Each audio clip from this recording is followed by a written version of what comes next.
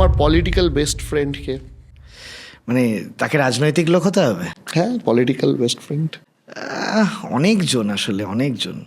শতরূপ খুব ভালো বন্ধু, সৃজন, দীপশিতা, এরা সবাই খুব ভালো বন্ধু অ্যাকচুয়ালি। প্রতিকূর, মূলত এরা সবাই মোটামুটি আমার জেনারেশন এবং এজের, হ্যাঁ। আশেপাশের। তবে একজনকে খুব মিস করি।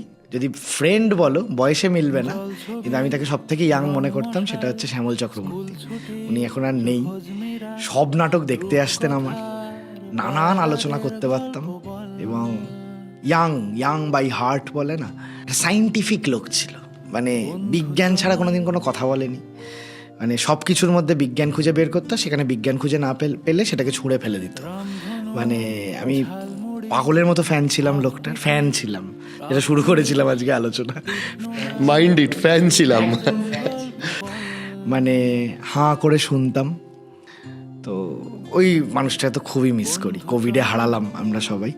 তবে খুবই ভালো বন্ধু ছিল খুব ভালো। বন্ধুর কোনো বয়স হয় না। ওটা প্রুফ করেছিল আমাকে, বয়স হয় না।